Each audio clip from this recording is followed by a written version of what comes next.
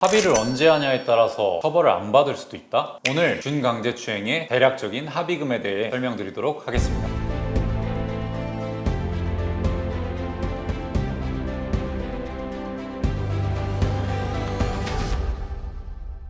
안녕하세요. 변호사랑의 형사전문 이호석 변호사입니다. 잠들어 있는 처제를 건드려서 처벌받은 남자, 119 구급차에서 여성을 불법 촬영하고 추행한 소방관, 찜질방 여성 수면실에 침입하여 잠자고 있는 여성을 추행한 남자. 이들의 공통점은 무엇일까요? 이들은 모두 준강제추행 범죄를 범하였다는 것입니다. 그렇다면 준강제추행과 강제추행은 어떻게 다를지 오늘 변호사랑에서는 준강제추행에 대해서 설명드리도록 하겠습니다. 준강제추행의 뜻과 구성 요건은 법률적으로 준이란 의미는 준한다는 것입니다. 즉 준강제추행도 강제추행에 준하여 처벌한다는 것입니다. 형법 제298조에서는 폭행 또는 협박으로 사람을 추행한 자를 강제추행으로 처벌하고 있습니다. 바로 이어서 형법 제299조에서는 사람의 심실상실 또는 한거불능 상태를 이용하여 추행하는 것을 준강제추행으로 처벌하고 있습니다. 준강제추행죄는 폭행이나 협박을 필요로 하지 않습니다. 이미 심신상실 또는 한거불능 상태에 있는 자를 추행한 것을 처벌하기 때문에 별도의 폭행이나 협박을 필요로 하지 않는 것입니다. 준강제추행의 처벌과 형량은 준강제추행은 10년 이하의 징역 또는 1,500만 원 이하의 벌금에 처해지게 됩니다. 또 범행의 죄질, 피해자와의 관계, 피해자와의 합의 여부에 따라 형량은 천차만별이 됩니다. 그렇다면 준강제추행죄에 연루되었을 때 어떻게 해야 할까요? 첫 번째로 형사 전문 변호사를 선임하시라고 추천을 드리는데요. 보통 이러한 성범죄들은 첫 단추를 잘못 끼우고, 즉 경찰 조사에서 홀로 임하시다가 사건을 꼬아 놓으신 다음에 변호인을 방문하는 경우가 많으시기 때문입니다. 그렇기 때문에 첫 단추부터 전문가의 조력을 받으셔서 차근차근 진행하시는 걸 권해드리고요. 두 번째로는 정확한 사실 확인이 중요합니다. 의뢰인께서 그날 어떤 일이 있었는지 시간 순에 따라 장소의 이동에 따라 명확하게 변호인에게 말씀해 주시고 정확한 사실관계를 파악하는 것이 사건 해결의 첫걸음입니다. 세 번째로는 사건 현장에 녹음이나 CCTV 등을 확보해야 되는데요. CCTV나 녹음은 객관적인 증거가 되기 때문에 가장 중요하고, 그 다음으로는 목격자들의 진술도 중요합니다. 이러한 증거들은 최대한 빠르게, 최대한 많이 확보해야 하고요. 특히 CCTV 같은 경우에는 보관 기간이 짧기 때문에 그 안에 확보를 해야만 합니다.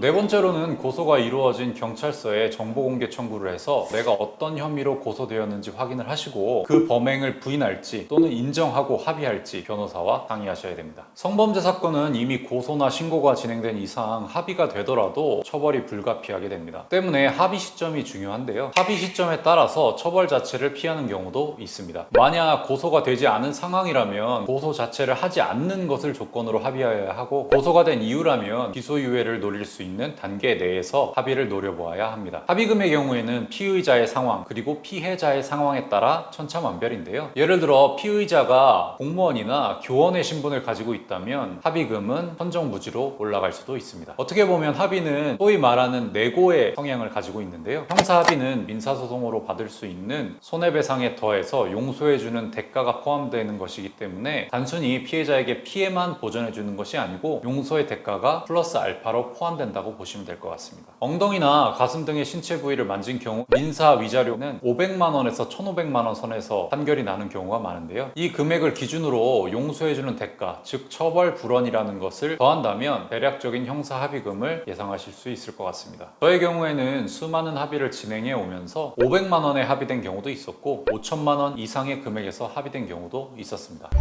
준강제추행 불송치 사례.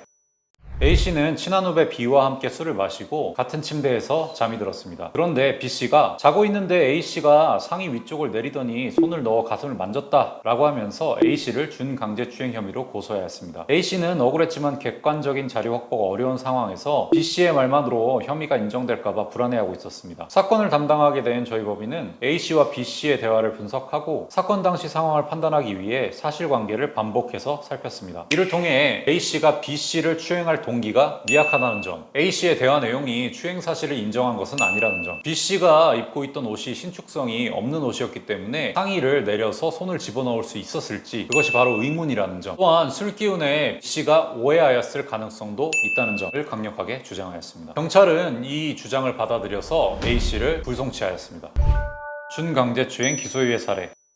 A씨는 처음 만난 B씨와 함께 술을 마시고 호텔에 들어갔으며 호텔 방 안에서 사건이 발생하였습니다. B씨는 A씨를 즉시 신고하였고 A씨는 경찰에 체포되었습니다. 저희가 사건을 선임했을 때 A씨가 이미 경찰 조사를 한 차례 받은 이유로 B씨의 합의 의사를 알 수 없는 상태였습니다. 저희는 경찰 조사 과정 그리고 의견서를 통해서 피해자와의 합의를 원한다는 의사를 제시하였고요. B씨와의 합의를 시도하였습니다. 결과적으로 A씨와 B씨는 합의하였고 검찰은 저희의 주장, 피해자와 합의한 점, 재반 사정 등을 고려하여 A씨를 교육조건부 기소유예 처분하였습니다.